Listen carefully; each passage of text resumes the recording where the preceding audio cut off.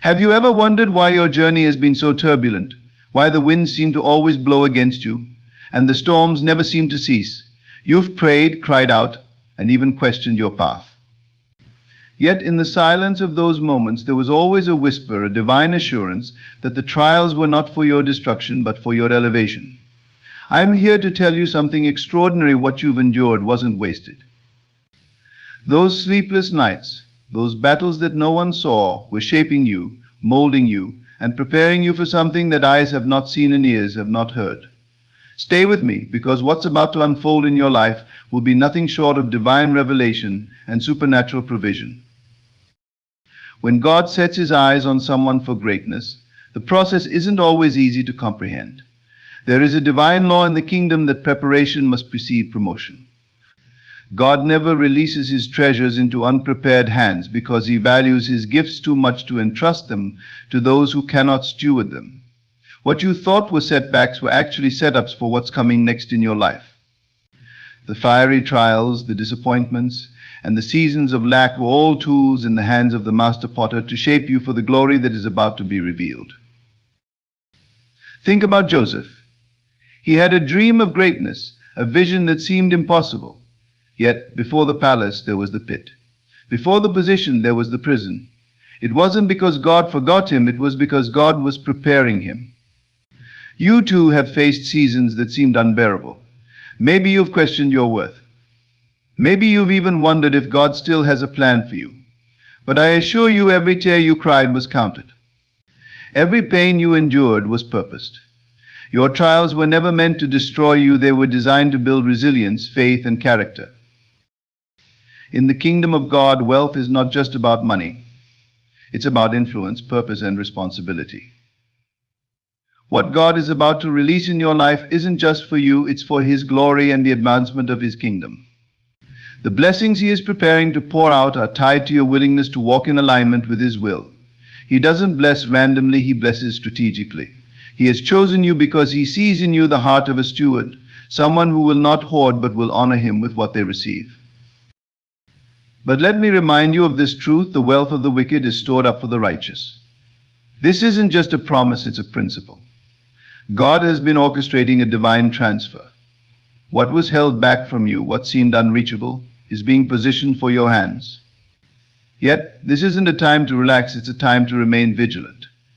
The enemy knows what's coming your way, and he'll do everything to distract you from the path of obedience. But if you stay rooted in his word, if you refuse to waver, nothing can stop what God has already ordained. You survived the pruning season, and now the harvest is here. But let's not forget, harvest requires work. The blessings of God are not passive, they require action, discipline, and alignment. He's not just looking to give you wealth, he's looking to trust you with it. Your trials were the training ground for this moment. The seasons of lack taught you gratitude. The nights of prayer built your spiritual muscles. Now, as you step into this season of abundance, remember that the same God who brought you here must remain at the center of it all. As I speak to you today, I sense a shift in the spirit. The heavens are open, and God is releasing what was once withheld. The seeds you've sown in tears will now bring forth a harvest of joy. The prayers you've prayed in private will manifest publicly. But this isn't the end, this is the beginning of a new chapter. A chapter where your testimony will become the evidence of God's faithfulness to others. You are about to walk in the overflow, not because of your merit, but because of his mercy. When God blesses, he does so in a way that leaves no room for doubt. He ensures that no man can take credit for what he's done. Your story will be one of those undeniable miracles. People will look at you and see the fingerprints of God all over your life. They'll wonder how it happened, and the only explanation will be the favor of the Almighty. But remember, favor isn't fair. It's not about what you deserve, it's about what God has chosen to bestow. Even as you step into this season of abundance, keep your eyes fixed on the giver, not just the gift. Wealth without purpose is empty. Success without significance is fleeting. God's intention is not just to make you wealthy, but to make you impactful. He wants you to be a beacon of his glory, a testament to his goodness. This is why the trials were necessary. They refined you, humbled you, and prepared you to handle what's coming next. God's timing is impeccable. He doesn't operate on our schedules, but when His moment arrives, it is perfect. Every delay you experience was not a denial, but a detour meant to strengthen you for the destination. Now that the season has shifted, walk boldly in the confidence that He who began a good work in you will bring it to completion. Don't let fear hold you back. Don't let the opinions of others cause you to doubt. If God has spoken it, it will come to pass. All He requires is your faith and obedience. As you step into this new season, take a moment to reflect on the journey. Remember the lessons, cherish the growth, and honor the process. What God is doing in your life isn't just about you, it's about His kingdom. This is your moment to shine, not for your glory, but for His. The trials are over, the time is now, and the blessings are here. Stay faithful, stay grounded, and watch as God does exceedingly, abundantly, above all you could ask or imagine. Let me continue. You are entering a season where every closed door will be opened, not by your strength, but by the divine authority of the one who goes before you. The trials you endured, not random, they were orchestrated with purpose. God allowed certain things to break in your life so He could build you back stronger. He permitted people to walk away from you because they could not handle the magnitude of where He was taking you. Everything that seemed like a loss was, in fact, a pruning process to prepare you for the abundance that is now at hand. But do not forget, this is a covenant moment. God's promises are always tied to His principles. The wealth, influence, and blessings He's about to release into your life are not just for your personal enjoyment. They are tools for kingdom work. God blesses you so that you can become a blessing. He provides so you can provide. He pours into your life so that you can pour into others. This is why the trials were so intense, because the magnitude of the calling required a deeper level of refinement. Think about David. He was anointed as king long before he ever wore the crown. In the time between his anointing and his appointment, he faced rejection, betrayal, and countless battles. Yet each challenge was a stepping stone to his destiny. In the same way, your trials were training you for this moment. God was building in you the heart of a warrior, the mind of a steward, and the faith of a conqueror. What you thought was breaking you was actually making you. You see, the trials were a test of your heart. God was watching how you handled the little before He entrusted you with the much. When you had only enough to get by, did you still give? When the door seemed locked, did you still knock? When the prayers went unanswered, did you still believe? These moments were not about what you had, they were about who you were becoming. And now that you have passed the test, heaven is opening over your life.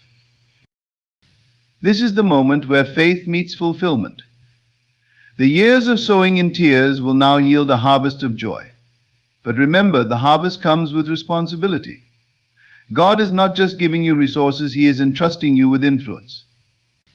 He is positioning you as a light in a world filled with darkness. Your wealth will not just be measured in numbers, but in the lives you impact, the souls you reach, and the legacy you leave. The enemy will try to convince you that you are not ready, that you are not worthy, that you do not deserve this blessing. But let me remind you of the truth. It is not about your worthiness, it is about God's faithfulness. He chose you not because of what you could do, but because of what He can do through you. Do not allow fear or doubt to rob you of what is already yours. Step boldly into this season, knowing that the one who called you is faithful to equip you. Even now, as you prepare to walk in this new season, guard your heart and mind. The distractions will come, the temptations will arise, and the voices of doubt will whisper. But keep your focus on Him. Seek His wisdom in every decision. Trust His guidance in every step. Remember, the same God who brought you through the trials is the same God who will sustain you in the triumph. You are about to witness the manifestation of promises you've carried in your spirit for years. The prayers you whispered in the midnight hour, the dreams you dared to dream, and the visions you held on to despite the odds, they are all coming to pass. But this is not the end. It is the beginning of a new chapter, one where you walk in purpose, power, and divine provision. God's plans are always layered, intricate, and purposeful. Every delay, every closed door, and every setback was part of a divine strategy. It's not just about the blessings you are about to walk into, but the person you become through the journey. You are no longer the same as you were when the trials began. God has been shaping your character, refining your heart, and molding your perspective to align with His kingdom principles. He allowed you to face impossibilities so you would learn to rely on Him entirely, not on your own strength or understanding. The world measures success by achievement and possessions, but God's kingdom operates on an entirely different system. In the kingdom, wealth is not merely about accumulation, but about purpose. The trials you endured have given you a heart of compassion, a deeper faith, and a vision for the greater good. You now understand that what you receive isn't meant to stop with you. It's a flow, a channel through which God will impact others.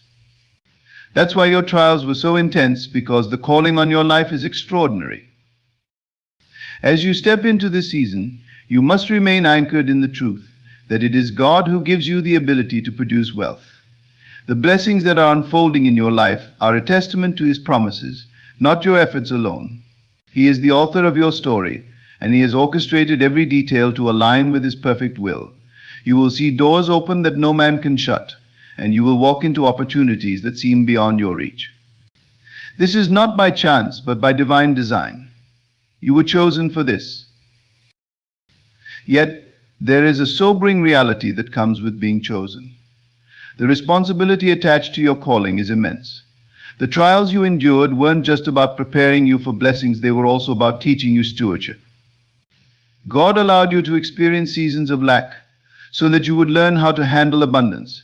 He allowed rejection to strengthen your resilience. He permitted delays to build your patience. Every experience was a lesson in preparation for this moment. The enemy sees what's coming, and he will try to attack your mind and spirit. He will remind you of your failures, your shortcomings, and your past. But you must remember that your identity is not rooted in your mistakes, but in God's grace. The trials were never about proving your worth to God, they were about revealing His power in your life. Your testimony isn't one of self-achievement, but of divine intervention. The moments you thought you wouldn't survive were the very moments God was carrying you. This season is one of manifestation. The seeds you planted in faith are breaking through the soil, and the harvest is abundant. But don't forget that with the harvest comes the responsibility to sow again. God's blessings are perpetual, designed to flow through you and into the lives of others.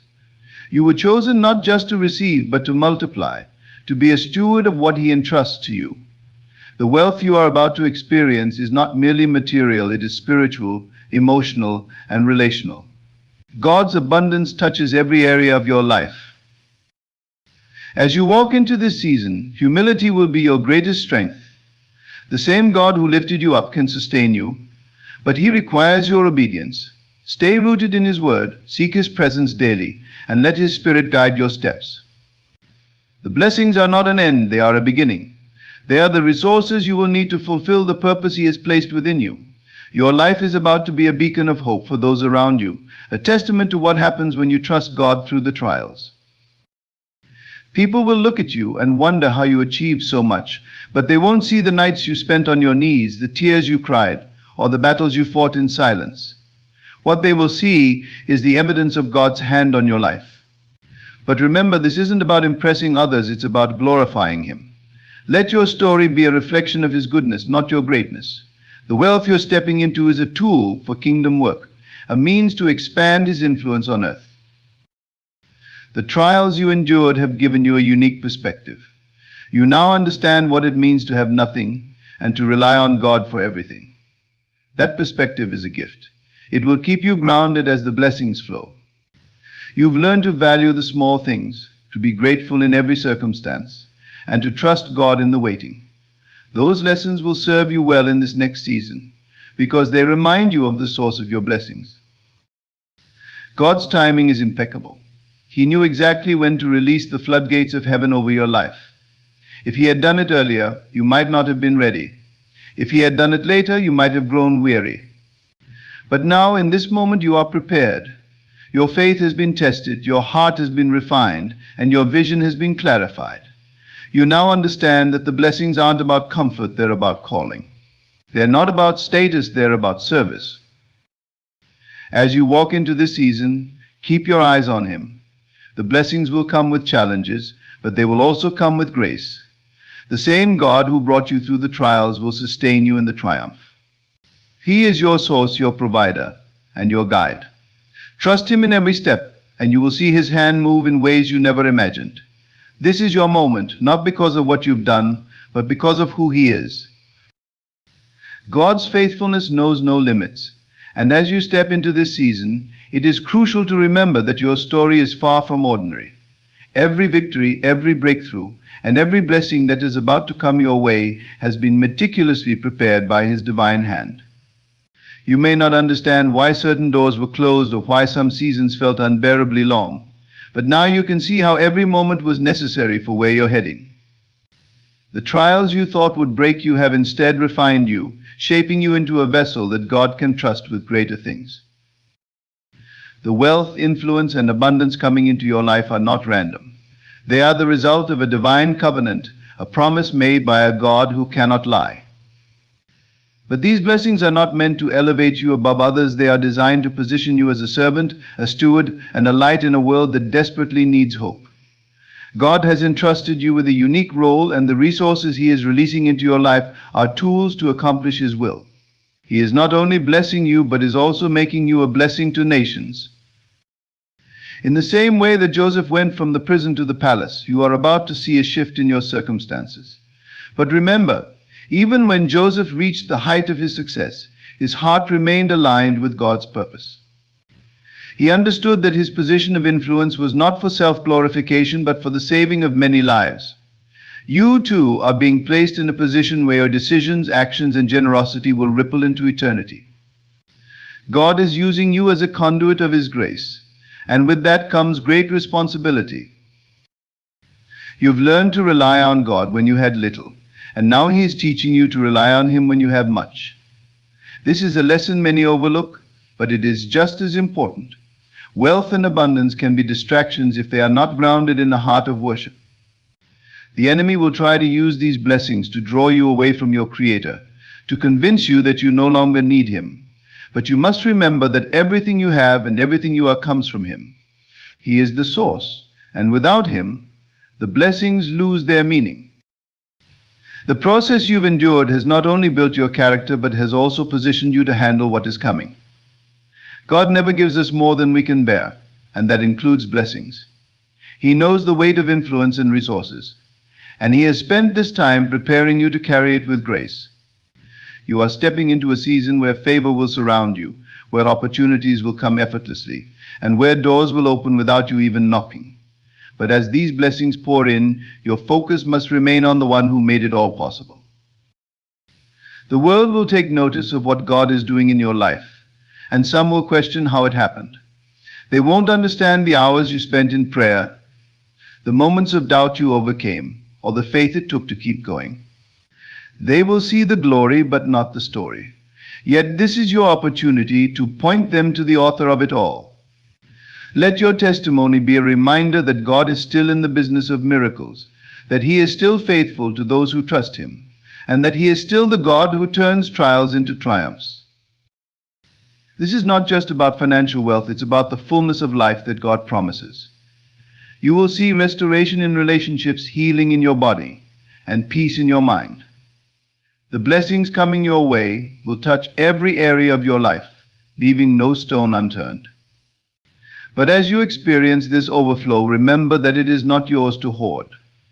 God is calling you to be a distributor of His blessings, to pour out what He has poured into you, and to be a reflection of His love in a world that is hungry for hope. Your journey is a testament to the power of perseverance and faith. When others gave up, you held on. When circumstances seemed impossible, you believed in the God of possibilities. And now that faith is being rewarded. But this is just the beginning. God's plans for you are far greater than what you can see right now. He is setting you up for generational impact, for a legacy that will outlive you. The wealth and influence coming your way are not just for today, they are seeds for tomorrow, designed to impact lives long after you are gone. As you navigate this new season, remain vigilant. The enemy will try to distract you, to sow seeds of doubt, and to pull you away from your purpose. But you have been equipped with everything you need to stand firm. The same God who brought you through the wilderness will sustain you in the promised land. He will provide wisdom for every decision, peace for every storm, and strength for every challenge. Trust Him, lean on Him, and let Him guide your steps. Your trials were not in vain. They were the groundwork for the testimony you now carry. They were the preparation for the platform God is giving you. Every tear you cried, every prayer you whispered, and every step you took in faith has led you to this moment. And now, as you stand on the brink of this new season, remember that it is all for His glory. Your life is a canvas, and He is the master artist, painting a picture of grace, redemption, and victory. God's plans are never accidental, and His timing is never off. You've been prepared for this moment in ways you cannot fully comprehend. Every obstacle, every season of waiting, and every unexpected detour was shaping you for the greatness you are about to step into. The trials you endured were necessary not to punish you but to refine you. They purified your motives, deepened your faith, and solidified your reliance on God. What seemed like delay was divine alignment, ensuring that you would be ready for the weight of the blessings that are now coming your way. The kingdom operates differently from the world. While the world focuses on self-promotion and striving, God's kingdom emphasizes surrender and trust. The trials you faced taught you to surrender your plans, your timeline, and even your understanding. You learned to trust God not just when things were clear, but when the path was dark and the future seemed uncertain. That trust has now become your greatest asset. It is what will sustain you as you step into this new chapter. You no longer operate out of fear or anxiety, because you've seen God's hand move in the midst of impossible circumstances. The blessings that are about to flow into your life are not random. They are intentional, designed to fulfill the purpose God has placed within you. Every gift, every opportunity, and every resource has a role in advancing His kingdom. God is strategic in His blessings. He doesn't give for the sake of giving. He gives so that His children can walk in their calling, influence others for His glory, and expand His reach on earth. This is not just about wealth in the physical sense, but about spiritual richness that transforms lives. As you step into this season of abundance, remember the lessons of the wilderness. It was there that God taught you to depend on Him for your daily bread. It was there that you learned the value of faith over fear, obedience over convenience, and worship over worry. Those lessons will anchor you now. The wilderness wasn't just a season of struggle, it was a season of preparation. It prepared you for the weight of influence, the responsibility of leadership, and the discipline required to handle abundance with humility. You may feel overwhelmed by what's ahead, but God has already equipped you for this journey. The trials you endured have given you resilience, clarity, and perspective. You now understand that success is not about what you can achieve, but about what you can steward. God is not looking for people who will hoard His blessings, but for those who will distribute them wisely. You've been chosen because you've shown yourself faithful in the little things. And as the word says, to those who are faithful with little, much will be given. This is not the time to shrink back or to second guess what God is doing. It's time to step forward boldly, knowing that He has gone before you. The opportunities that are coming your way will require courage, wisdom, and discernment. They will stretch you in ways you've never been stretched before, but they will also bring fulfillment, purpose, and joy like you've never known. God's plans for you are far greater than you can imagine. He is not only blessing you, but is using you to be a blessing to others. There will be moments when you are tempted to take credit for what God is doing in your life. The world will applaud your success, admire your achievements, and seek to elevate you. But you must remain humble, always pointing back to the one who made it all possible. The blessings are not about you, they are about Him. Your life is a testimony of His faithfulness, His power, and His grace. Let every success you experience be an opportunity to glorify God and to draw others closer to Him. The trials have taught you the value of patience and perseverance. You now understand that God's timing is perfect. even when it doesn't align with your own. You've seen how He works behind the scenes, orchestrating events in ways that you could never have planned. That understanding will be your strength in this new season.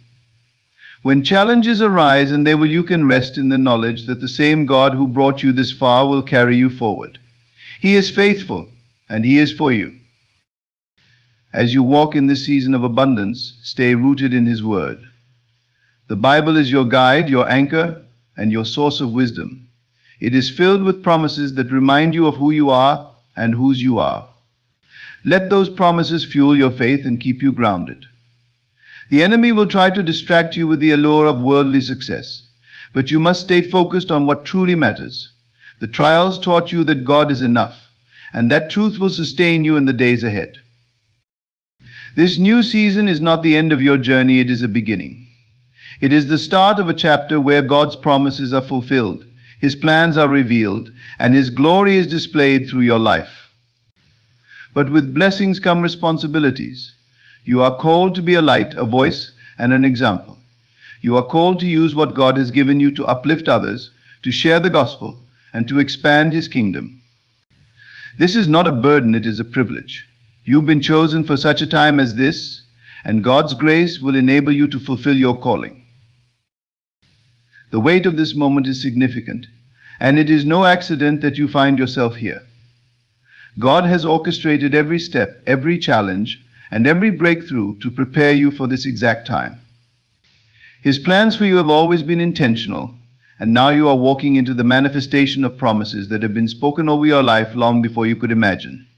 What may have felt like random circumstances or disconnected events were, in truth, part of a divine design. You were being equipped, shaped, and molded to handle what is now unfolding. In this season, you must guard your heart and your mind with even greater diligence. Success and abundance bring their own set of trials. They test your humility, your priorities, and your allegiance to God. The blessings coming your way will elevate you, but they are not meant to isolate you from the one who made them possible. You must keep your eyes fixed on Him, for He is both the giver and sustainer of every good thing in your life. Never allow the gifts to overshadow the giver. God has chosen you not just to prosper, but to represent Him in this world. You are stepping into a season where your life will be a beacon of hope and inspiration to others. People will look at you and wonder how you overcame, how you rose above the trials, and how you found the strength to keep going. Your testimony will be a living sermon, a testament to the power of faith, perseverance, and divine favor.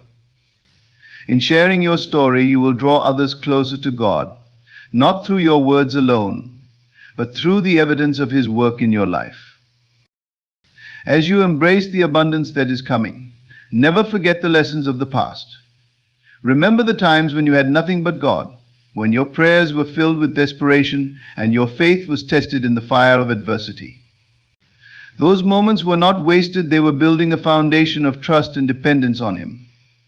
Now, as you stand on the threshold of extraordinary blessings, that foundation will keep you steady. You will not be swayed by the opinions of others or by the fleeting pleasures of this world, because your roots are deep, anchored in the truth of who God is. You must also be intentional about how you steward the resources and opportunities that God is placing in your hands.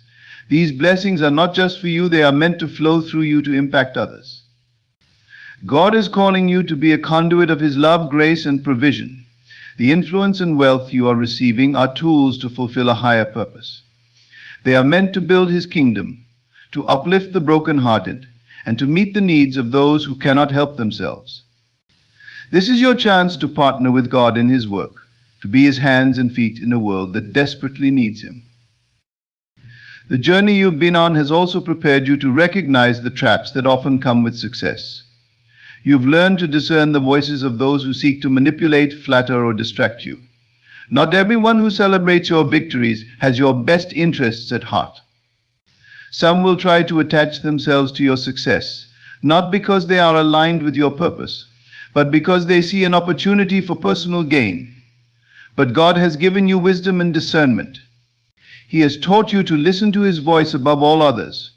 Trust Him to guide you in your relationships, your decisions, and your plans. This is also a time to deepen your spiritual disciplines. The very practices that sustained you in the wilderness prayer, worship, fasting, and studying God's Word are the same practices that will sustain you in this new season. Success should never become a substitute for seeking God. The busyness that often accompanies abundance can easily pull you away from the quiet moments of communion with Him. Guard those moments fiercely, for they are the source of your strength, your peace, and your clarity. It is in those moments that God will reveal His strategies, His wisdom, and His next steps for you. God's timing is perfect, and He never makes a mistake. You may wonder why the blessings didn't come sooner or why the process took so long. But as you reflect on the journey, you will see that every delay was purposeful. God was not withholding blessings from you, He was preparing you for them. He was ensuring that you would be ready to handle the weight of success with integrity and grace. He was aligning the right people, the right opportunities, and the right circumstances to bring you into His perfect plan. As you move forward, keep your faith active. The blessings you are experiencing are not the end of your journey, they are a stepping stone to even greater things. God's plans for you are always bigger than what you can see or imagine. He is a God of abundance, and He delights in exceeding our expectations. But His blessings are not just about material wealth, they are about the fullness of life that comes from walking in His purpose. He wants to bless you in every area spiritually, emotionally, relationally, and physically. Trust Him to complete the good work He has begun in you.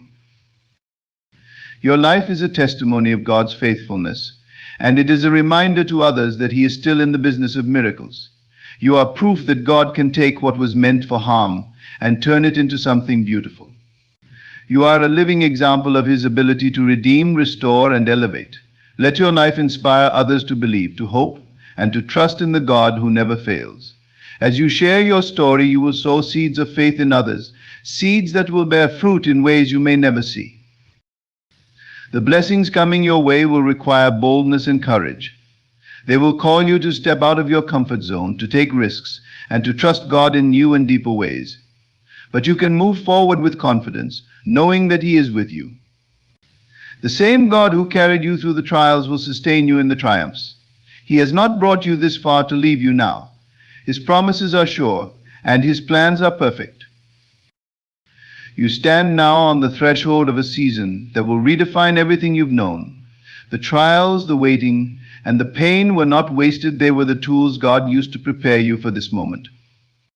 You are walking into His divine plan, a plan that not only blesses you, but also allows you to be a blessing to others. The wealth, influence, and opportunities coming your way are not just rewards, they are assignments. They are sacred trusts from God, meant to reflect His glory and expand His kingdom. But remember, it's not about what you are gaining, it's about who you are becoming. Through it all, God has been shaping your heart, strengthening your faith, and teaching you to walk humbly before Him. These lessons are your greatest treasure because they will sustain you when the applause fades and the challenges come again. Stay rooted in His Word, faithful in prayer, and intentional in your relationship with Him. Let your life be a beacon of God's faithfulness. Let your story testify to His power to redeem, restore, and elevate. You are stepping into a season where God's promises will be fulfilled and His plans will be revealed. Walk boldly, live purposefully, and let every blessing point back to the One who made it all possible. The trials are over. Now step forward in faith, knowing that God has prepared you for such a time as this.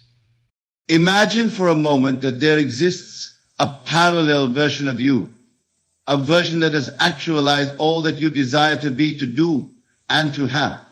This version of you stands not in some distant realm, unreachable and separate, but exists here and now within the vast spectrum of your own consciousness.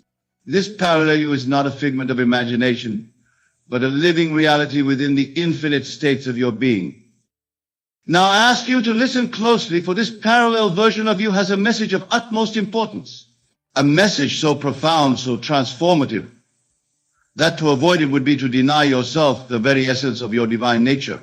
This message, my friends, is the key to unlocking the limitless potential that resides within you.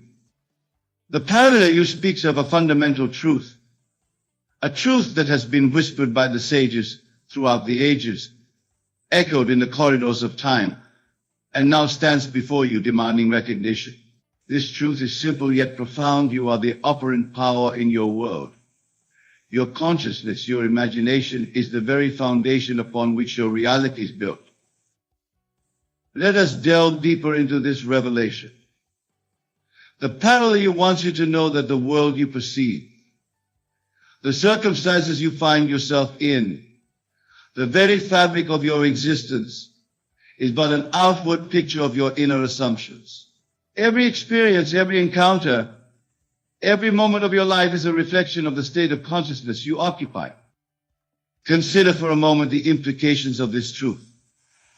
If your world is a mirror of your consciousness, then to change your world, you need only change your consciousness.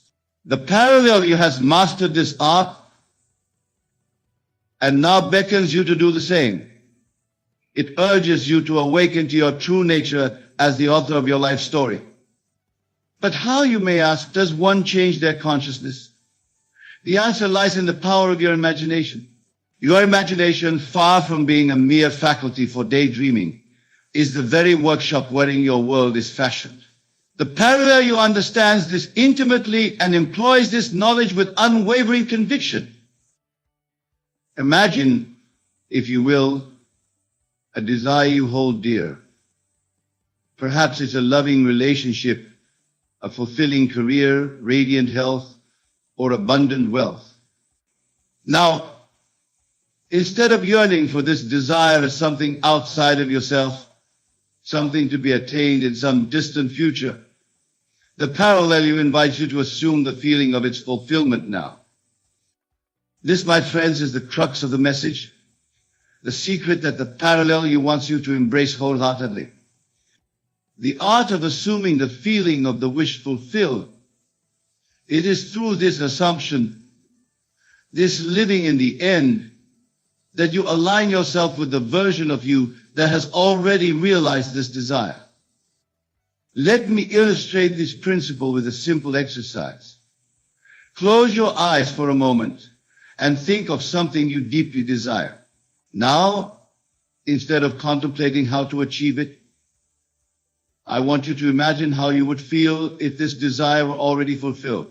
Feel the joy, the satisfaction, the deep sense of gratitude that would accompany its realization. Allow this feeling to permeate every fiber of your being. As you engage in this exercise, you are doing more than just visualizing. You are stepping into the consciousness of the parallel you who has already experienced the fulfillment of this desire. You are bridging the gap between your current state and the state of your wish fulfilled. The parallel wants you to know that this feeling, this assumption of the wish fulfilled, is the secret to manifestation. It is not about forcing change in the external world, but about changing your inner world, your state of consciousness. As you persist in this new state, the outer world has no choice but to conform to your inner assumptions. Now, I can hear some of you thinking, but Neville, surely it can't be that simple. Surely there must be more to it than just imagining and feeling. And to this, the parallel responds with unwavering certainty. Yes, it is that simple. And yes, there is more to it. But that more is not what you might expect. The more is not about external action, though action will naturally flow from your changed state. The more is about persistence and faith. The parallel has mastered the art of unwavering faith in the reality of their imaginal acts. They understand that the outer world may not immediately reflect their inner change, but they refuse to be swayed by appearances. This, my dear friends, is where many falter on the path to manifesting their desires. They begin with enthusiasm, imagining their wish fulfilled, feeling the joy of its realization. But when the outer world doesn't immediately change, doubt creeps in. They begin to question, to waver, to lose faith in the power of their imagination. The parallel wants you to know that this doubt, this wavering, is the only thing standing between you and the realization of your desires. For you see, the outer world is a shadow. a reflection of past assumptions.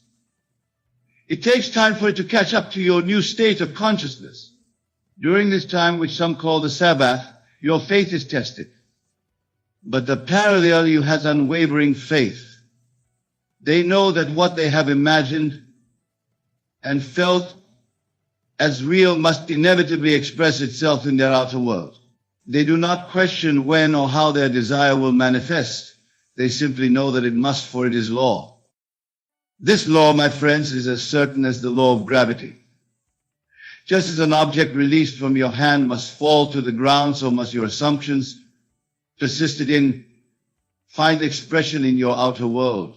The parallel you lives by this law and invites you to do the same. Now let us address another aspect of this profound message. The parallel you wants you to understand that time as you perceive it in your outer world does not exist in the realm of imagination. In your imagination you can be, do, or have anything instantly. The parallel has learned to leverage this truth to transcend the limitations of time. When you imagine and feel your wish fulfilled, you are not projecting into some future moment. You are experiencing it now, in the eternal present of your imagination. This is why the feeling is so crucial. It anchors your imaginal act in the now, making it a present fact in your consciousness. The parallel you wants you to know that this principle applies to every aspect of your life. Whether you seek to change your financial situation, heal your body, transform your relationships, or achieve any other desire, the process is the same. Assume the feeling of the wish fulfilled. Persist in that assumption. And watch as your outer world reshapes itself to match your inner conviction. But there's more, my friends. The parallel wants you to understand that this power is not limited to personal desires. You have the ability, indeed the responsibility, to use this power for the betterment of all. For you see, as you change your consciousness, you change the collective consciousness of humanity. Imagine, if you will, a world where every individual understood and applied this principle. A world where each person took responsibility for their state of consciousness, knowing that it shapes not only their personal reality but contributes to the collective experience of all. This is the world that the parallel you inhabits, and it is the world they invite you to create. Now I can sense that some of you may be feeling overwhelmed by the magnitude of this revelation. You may be thinking, but Neville, how can I possibly maintain this state of consciousness consistently? How can I have unwavering faith when the outer world seems to contradict my inner assumptions? To this, the parallel you offers a compassionate yet firm response. They want you to know that, like any skill, this too requires practice. Just as a musician must practice their instrument daily to master it, so must you practice the art of conscious assumption daily to master your world. Begin with small things. Assume a state of consciousness where parking spaces are always available to you. Feel the satisfaction of effortlessly finding a spot each time you need one. As you see this assumption manifest in your experience, your faith will grow. Then move on to bigger things, always remembering that to your imagination, there is no difference between what you consider a small manifestation and a large one. The parallel you also wants you to know that setbacks and doubts are part of the journey. There may be times when you falter, when the outer world seems too stubborn, too unyielding to your new assumptions. In these moments, the parallel urges you to be gentle with yourself, but persistent. Remember, the outer world is a reflection of your past assumptions. It may take time for it to fully align with your new state of consciousness. During this time, you may experience what seems like failure or setback. But the parallel wants you to know that these are not failures, but opportunities. Opportunities to strengthen your resolve, to deepen your understanding, to refine your ability to maintain your desired state, regardless of outer circumstances. This, my friends, is the true test of your faith. Can you persist in your assumption even when the outer world seems to deny it? Can you hold fast to the feeling of your wish fulfilled even when circumstances appear to be moving in the opposite direction? The parallel you has mastered this art and assures you that you can too. Now let us address another crucial aspect of this message. The parallel wants you to understand the true nature of your being. You are not a limited physical being striving to manifest desires in a solid, immovable world. You are consciousness itself, pure awareness, temporarily focusing its infinite totality into this particular experience you call your life. This understanding is paramount. For when you truly grasp that you are not your body, not your circumstances, not your past, but the very awareness in which all these appear, you liberate yourself from all limitations. The parallel lives from this understanding and invites you to do the same. From this perspective, your desires are not something to be achieved, but states to be occupied. The parallel wants you to know that every desire you have is already fulfilled in the infinite vastness of your consciousness. Your task is not to make it happen, but to align yourself with the version of you that is already experiencing it. This alignment happens through your feeling, your assumption. When you assume the feeling of the wish fulfilled, you are tuning yourself to the frequency of its reality. You are stepping into the shoes of the parallel you who's already living that desire. But there's more, my friends. The parallel wants you to understand that this principle extends beyond individual desires. It encompasses the very nature of your reality. Your entire world, every person, every circumstance, every event is a reflection of your state of consciousness. This may seem like an overwhelming responsibility, but the parallel assures you that it is also your greatest power. For if your world is a reflection of your consciousness, then by changing your consciousness, you change your world. Not just in parts, but in its entirety. Imagine the implications of this truth.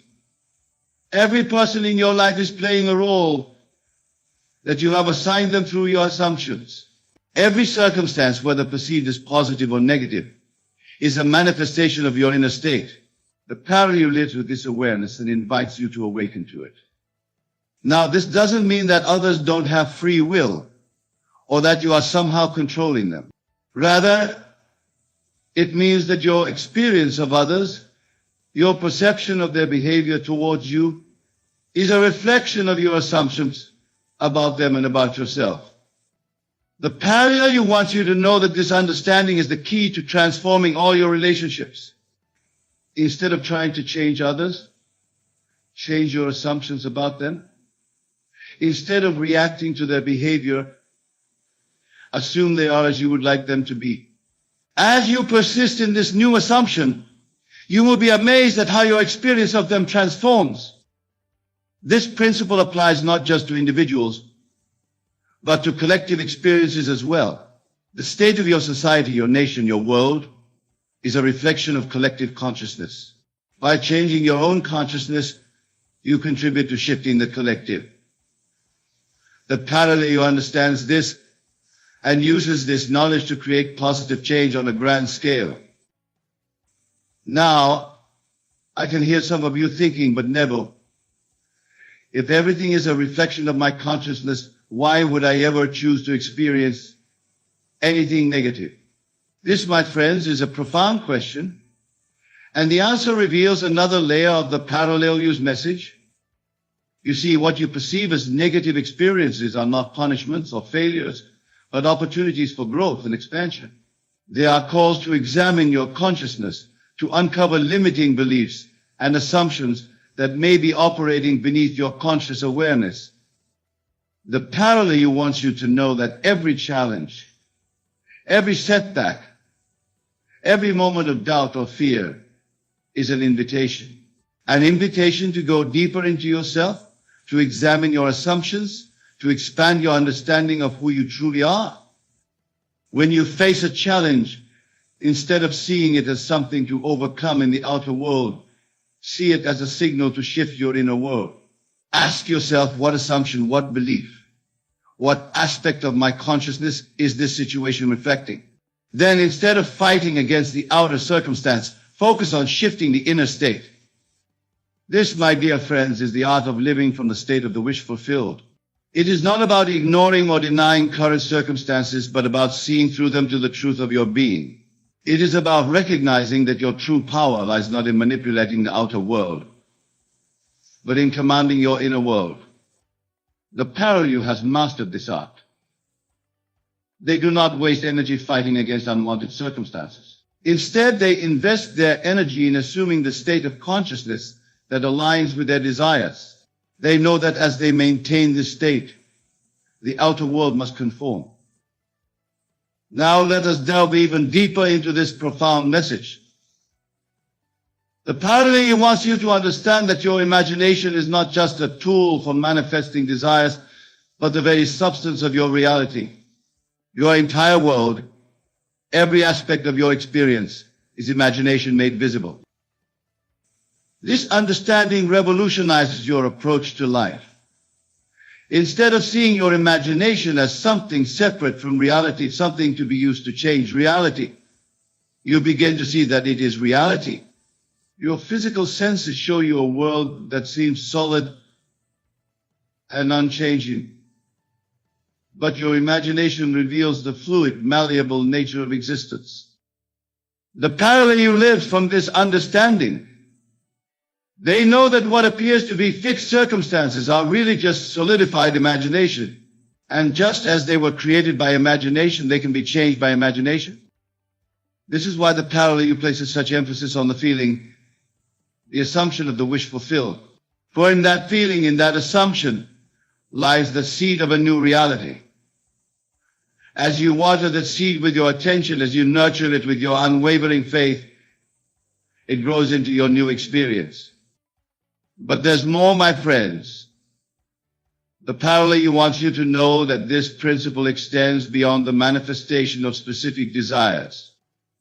It encompasses the very nature of your identity. Who you believe yourself to be, your self-concept, is the most fundamental assumption shaping your reality. The parallel has recognized this truth and has consciously chosen their self-concept. They see themselves as a divine being, as pure consciousness, temporarily focusing its infinite potential into this particular human experience. From this self-concept flows all their experiences, all their manifestations.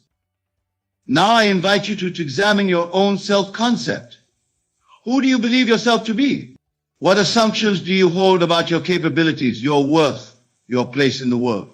The parallel wants you to know that these assumptions are not fixed truths, but choices that you can change at any moment. Imagine for a moment that you could choose any self-concept. Who would you choose to be? What qualities would you embody? What capabilities would you possess?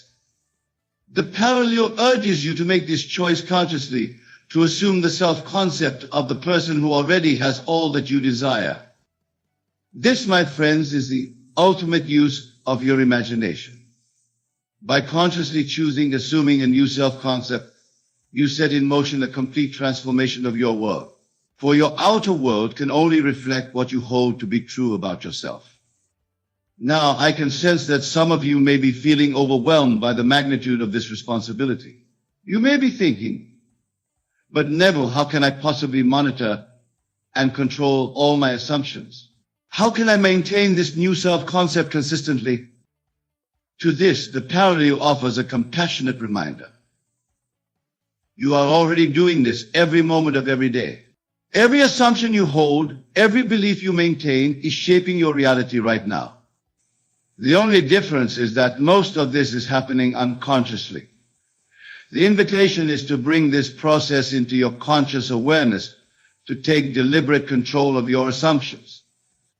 Start with your fundamental assumptions about the nature of reality. The parallel wants you to know that the world is not happening to you, but from you. You are not a powerless observer in a random universe, but the very source of your universe. This shift in perspective changes everything. From this new vantage point, You begin to see every experience as a reflection of your consciousness.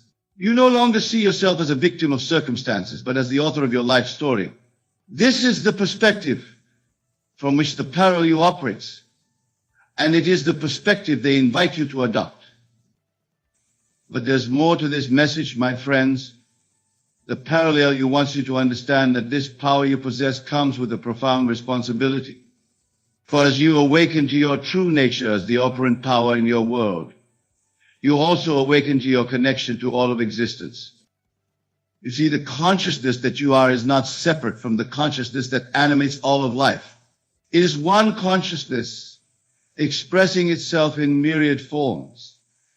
As you master the art of consciously shaping your reality, you simultaneously influence the collective reality we all share. This understanding leads to a natural state of compassion and love for all beings. For in recognizing your own divine nature, you recognize the divine in all. The parallel you lives from this state of universal love and invites you to do the same.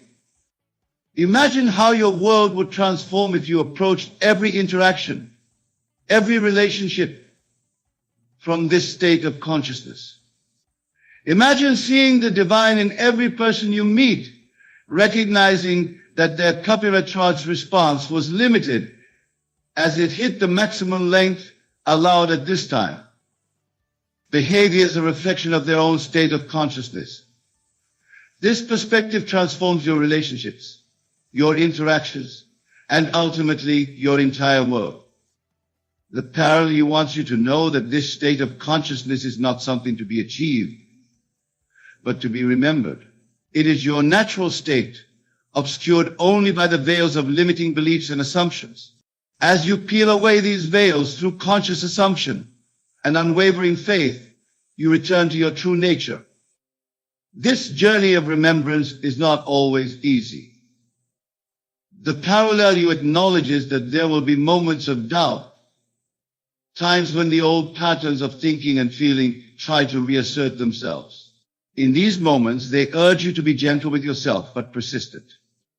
Remember, my friends, that every moment is a new opportunity to choose your state of consciousness. If you find yourself slipping into old patterns, simply pause, take a breath, and consciously choose again. The parallel has mastered this art of constant vigilance and realignment, and assures you that with practice it becomes second nature. Now let us address a crucial aspect of this message. The parallel wants you to understand that this power you possess is not about controlling or manipulating the outer world. It is about aligning yourself with the infinite potential that you are. As you do this, you naturally attract experiences that resonate with your new state of being. This understanding liberates you from the need to micromanage every aspect of your life. Instead of trying to control every detail, you focus on maintaining the state of consciousness that aligns with your desires. The how, when, and where of manifestation are not your concern. Your only responsibility is to assume the feeling of the wish fulfilled and to live from that state. The parallel lives in this state of effortless creation.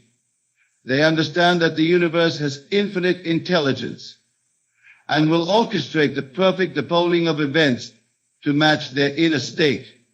They trust in this process implicitly and invite you to cultivate the same trust. This trust, my friends, is the foundation of true faith. It is not blind belief, but a deep knowing based on your understanding of the law of consciousness. As you apply this law and see its results in your life, your faith grows stronger, creating a virtuous cycle of ever-expanding manifestation. But there's more to this message, my dear friends. The parallel wants you to understand that this principle of conscious creation extends beyond your individual life. It is the very mechanism by which the entire universe operates. Every star, every planet, every atom is a manifestation of consciousness. The same law that governs your personal reality governs the cosmos. As above, so below. As within, so without.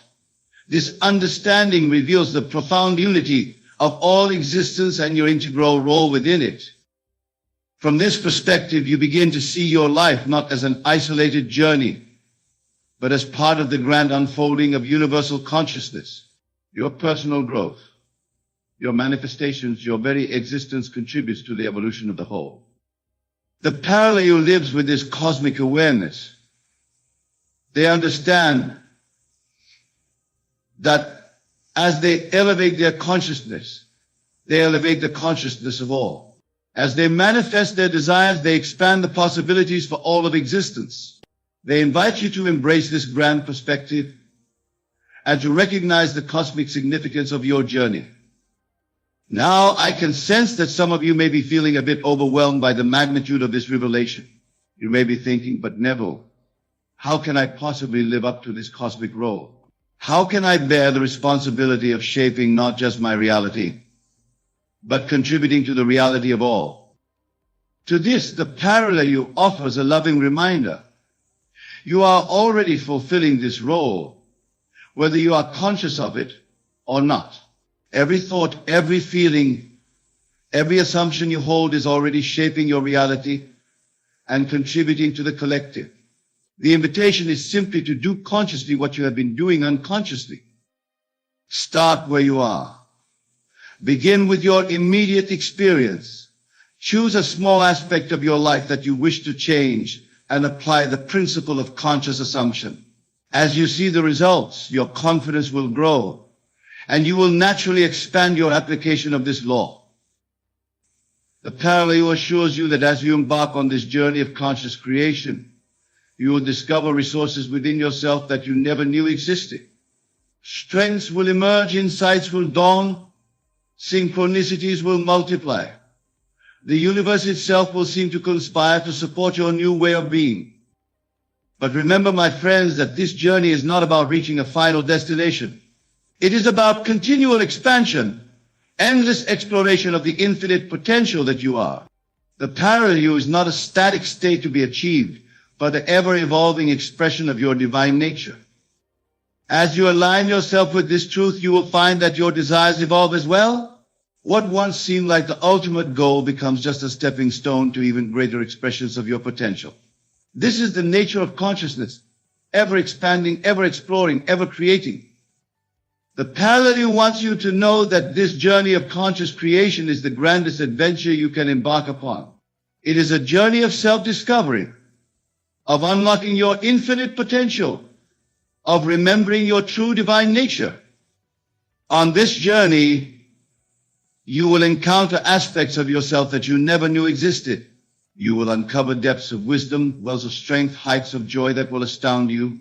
You will come to know yourself as the infinite, eternal being that you truly are. But this journey is not just about personal expansion.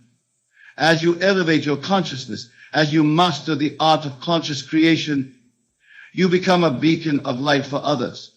Your very presence radiates the truth of infinite possibility, inspiring those around you to awaken to their own divine nature.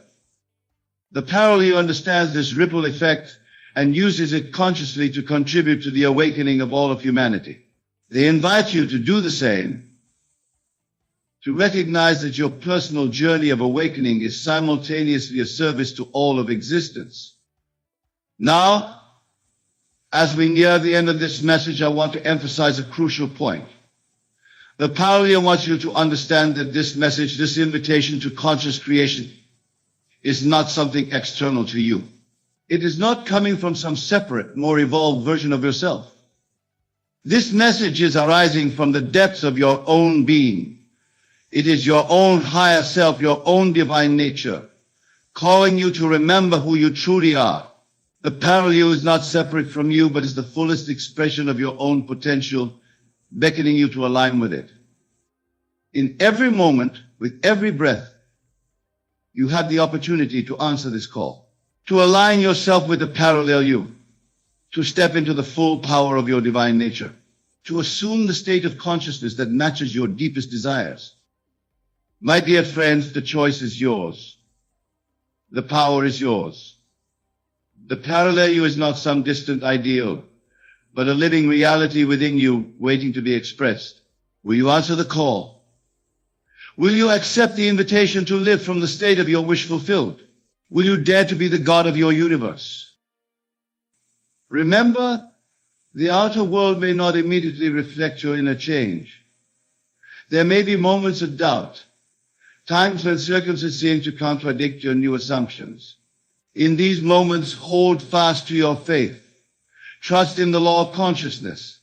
Know that as you persist in your new state, your outer world must conform. The parallel has mastered this art of unwavering faith and invites you to do the same.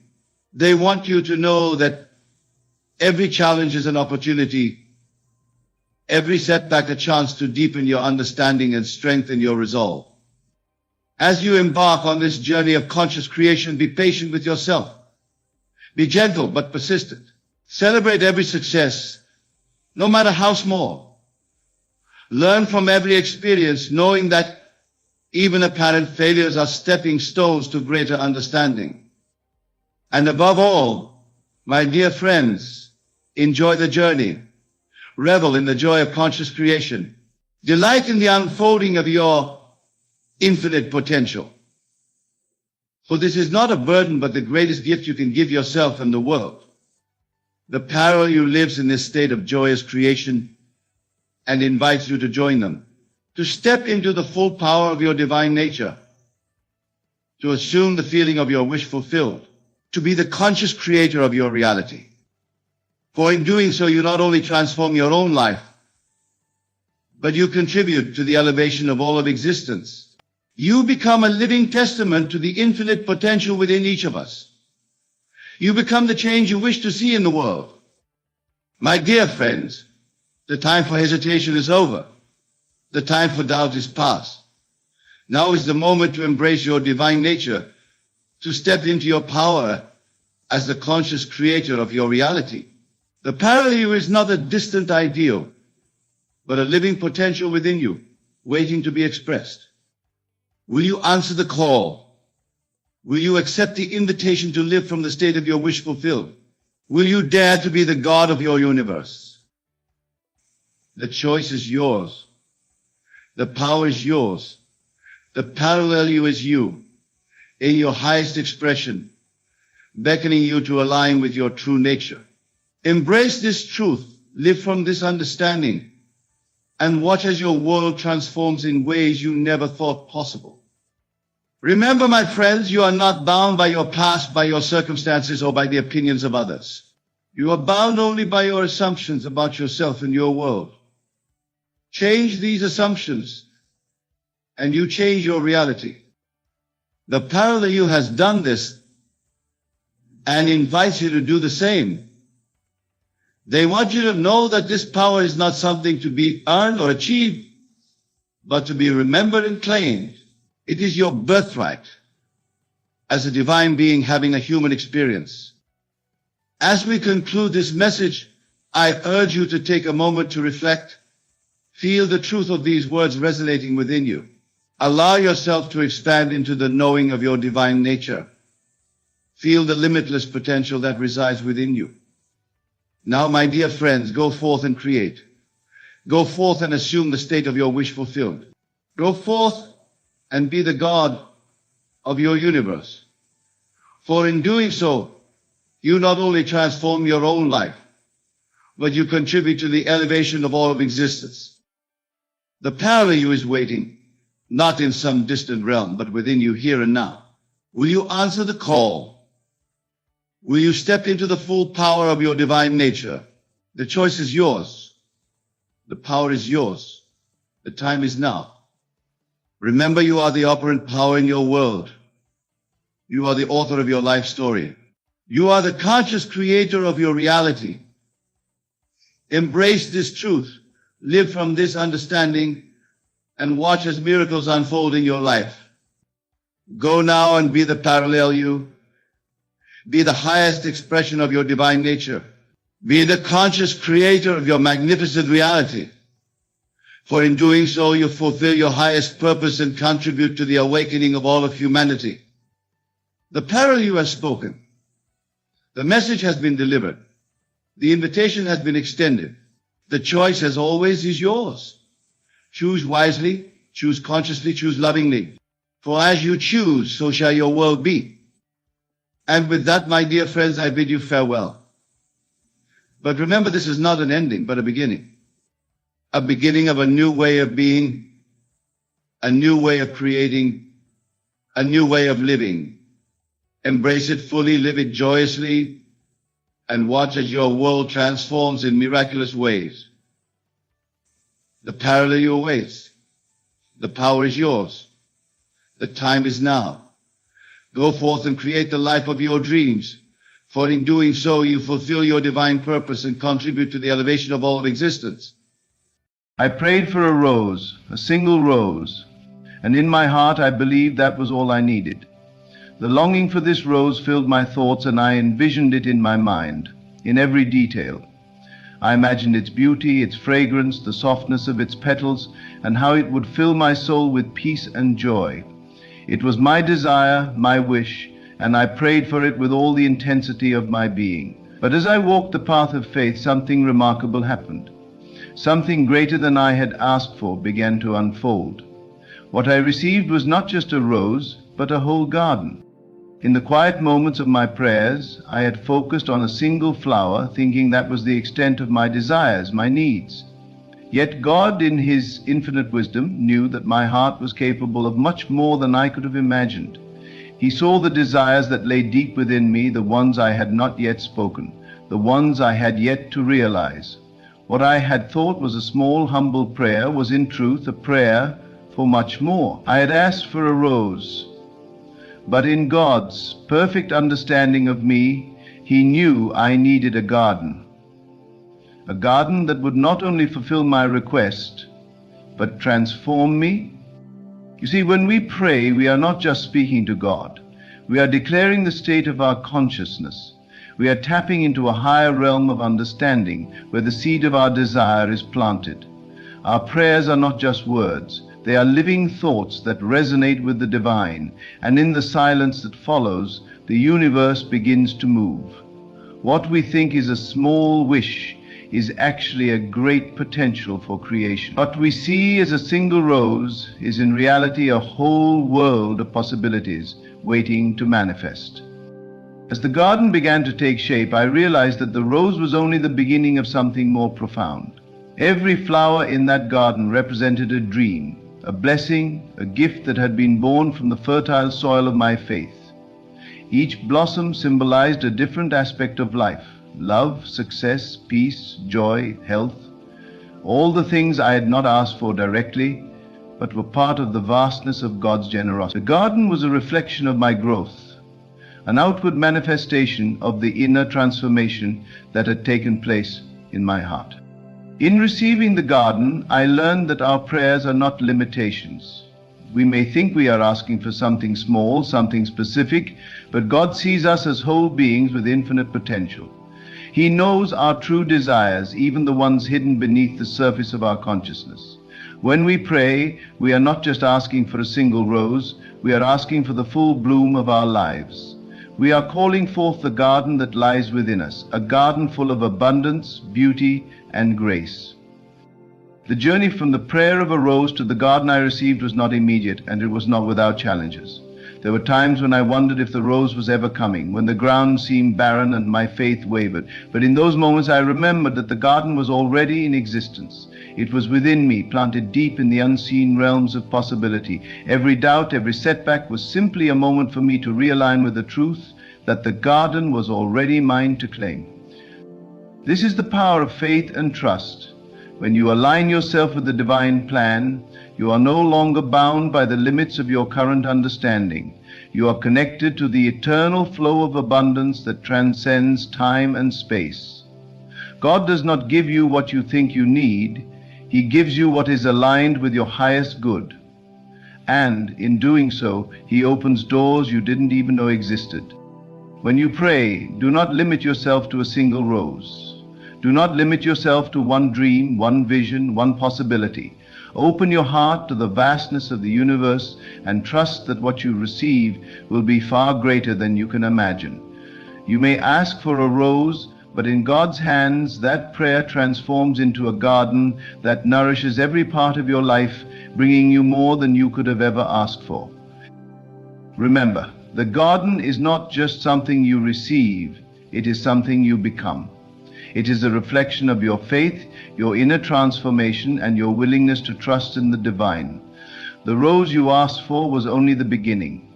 What God has for you is beyond your current vision. Keep your heart open and let your prayers be seeds that grow into something more magnificent than you could ever imagine. I prayed for a rose, a single rose, and in the deepest corners of my heart I held that simple wish close. My soul yearned for the beauty, the fragrance, the touch of this one flower. I imagined it vividly, a rose in full bloom, its petals soft and inviting, a symbol of everything I desired. And as I prayed, I believed with all my heart that this was enough. This one rose would be my sign, my fulfillment, and my peace. But as I continued to walk in faith, I came to understand that what I had asked for was only a small piece of the abundant life that God had planned for me. Instead of the single rose, He had given me a garden, a vast, thriving garden that would bloom in ways I could never have imagined. In the beginning, my prayers were filled with longing for that rose, thinking it was the only thing I needed.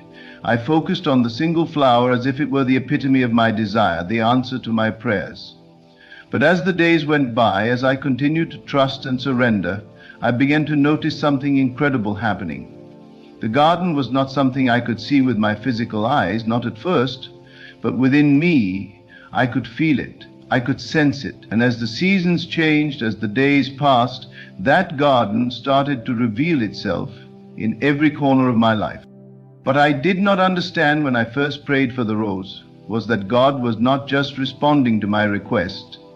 He was answering it with perfect love and wisdom, giving me far more than I had ever thought to ask for.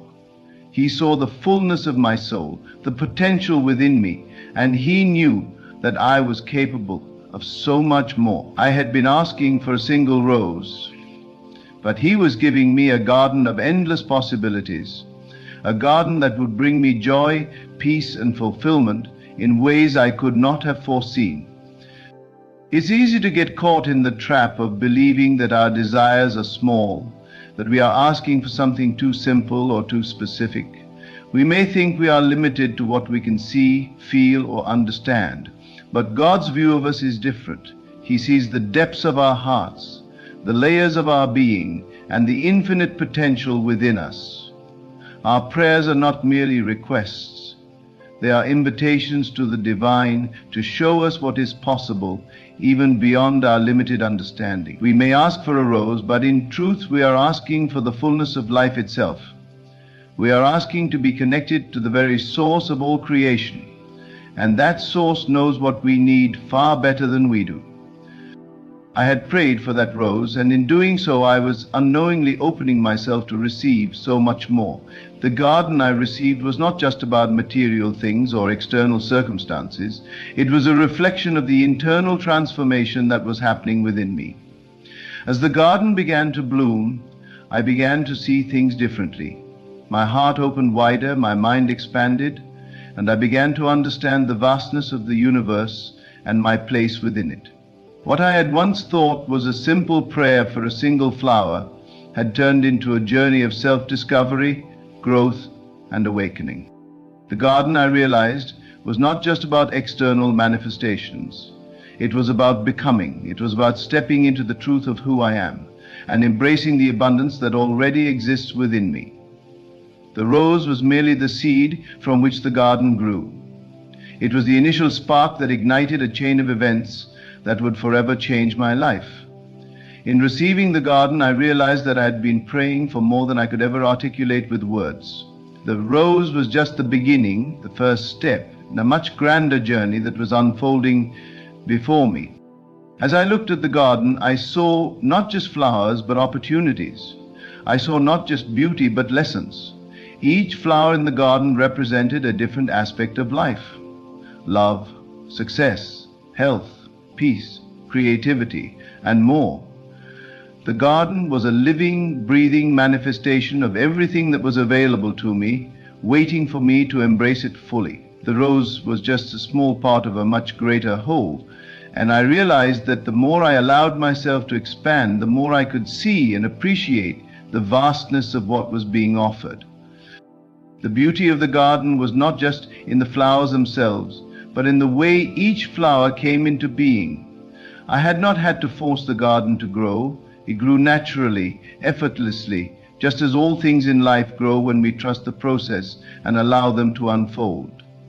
The rose I had prayed for was a symbol of my desire, but the garden was a symbol of God's abundance, grace, and perfect timing. What I had once thought I needed had been expanded into something far greater than I could have ever imagined. As I walked through the garden, I was reminded that everything in life operates in perfect harmony. The roses, the lilies, the daisies, all were planted in their own time, in their own way. Each flower had its own unique beauty, its own purpose, and each was necessary for the garden to thrive. Just as each flower plays its part, so too do we each have our own role to play in the grand design of life. No flower is more important than another. They all contribute to the beauty and balance of the garden as a whole. And so it is with us. We may think that one desire, one prayer is more important than another, but in the grand scheme of things, everything is connected, everything has a purpose, and everything is part of the divine plan. What I had learnt was that the garden was not just a gift. It was a reflection of who I was becoming. It was not simply about receiving blessings, but about recognizing the power of my own creative potential. When we pray, when we believe, when we trust, we are not asking for something outside of ourselves to change.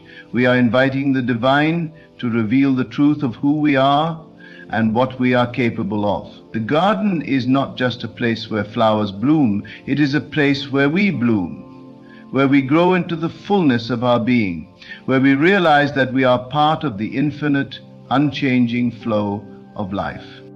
In the garden, I learned to be patient. I learned that growth takes time, and that sometimes the most beautiful things take the longest to unfold.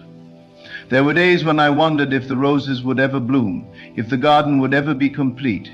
But in those moments of doubt, I remembered the promise that was made to me, that what I had prayed for would be given to me in perfect timing, in the right season.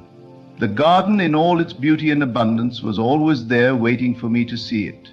And just as the garden grew in its own time, so too would my desires and dreams manifest in their own perfect time. It was not just the beauty of the garden that amazed me, but the realization that I was part of something much greater. The garden was not something separate from me, it was an extension of who I was. As I tended to the garden, as I nurtured it with my thoughts, my faith, and my love, I began to see that the garden was not just an external reality, it was a reflection of my inner state of being. The way I cared for the garden was the way I cared for myself.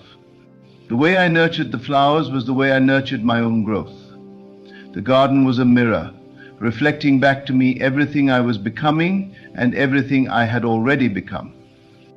The more I spent time in the garden, the more I understood that what I had prayed for was not just the fulfillment of a single desire, it was the beginning of a transformation that would continue for the rest of my life. Each flower, each petal, each stem was a reminder that life is constantly growing, constantly evolving, and constantly expanding. There is no limit to what we can receive, to what we can create, to what we can become. The garden was a testament to the infinite possibilities that lie before us. And the more we trust in the process, the more we allow ourselves to receive. As I stand in the midst of this garden, I realize that my prayer for a rose was not just about asking for something. It was about opening my heart to the limitless potential that resides within me. It was about trusting in the divine, knowing that whatever I ask for, God has already prepared for me in abundance. The garden is a reflection of my faith, my belief in the power of creation, and my willingness to receive what is meant for me. It is not just about the rose. It is about the entire garden, the fullness of life, and the infinite possibilities that await us when we trust in the process and allow ourselves to bloom. As I stand among the vibrant blossoms, I can't help but marvel at the beauty of each individual flower. They have each come into being with their own unique energy, a unique form, fragrance, and color, all contributing to the harmony of the garden.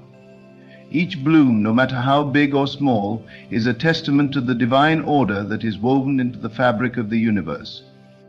In the same way, each of us is a unique expression of life itself. When I prayed for the rose, I had no idea that God would give me a garden not just of flowers, but of opportunities, growth, and life experiences, each one bringing with it a lesson, a blessing, or a realization that would shape my journey.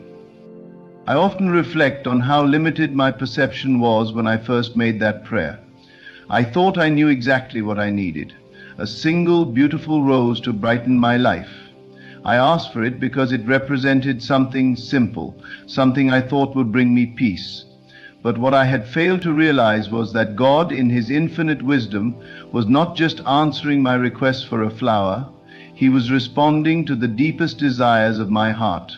He was giving me the opportunity to experience the fullness of life itself, to witness the unfolding of all that I am capable of becoming. In this garden, I have learned that the process of growth is not linear. There are times when the flowers bloom quickly and times when they take longer to open. There are seasons of rapid growth where the garden seems to burst with color and life, and there are seasons of quiet rest when it seems like nothing is happening at all. But I have come to understand that in every moment, whether in the height of bloom or in the quiet stillness, the garden is always growing. Even when it seems like nothing is changing, beneath the surface the roots are deepening, the soil is nourishing, and the potential for future growth is becoming stronger. Just as in life, there are moments when things may appear stagnant, but this does not mean that growth is not occurring. In fact, it is often during these times that the most profound transformations are taking place, unseen and unheard until the time is right for them to emerge. The beauty of the garden is not just in the flowers that bloom, but also in the wisdom that is gained through patience and trust. Each flower represents a different aspect of life, a different lesson, and each one requires a unique form of care. Some flowers thrive in the sunlight, while others prefer the shade. Some need constant attention, while others grow best when left undisturbed. Just as we are all unique, each one of us has different needs, different desires, and different ways of blooming. The key is to honor and respect these differences, to give ourselves the space to grow in our own time and in our own way. The garden teaches me that there is no right or wrong way to grow. There is only the path that is unique to each of us. The act of tending to the garden is a sacred practice. It is a daily act of love, a demonstration of care, and a reminder that growth requires attention and intention.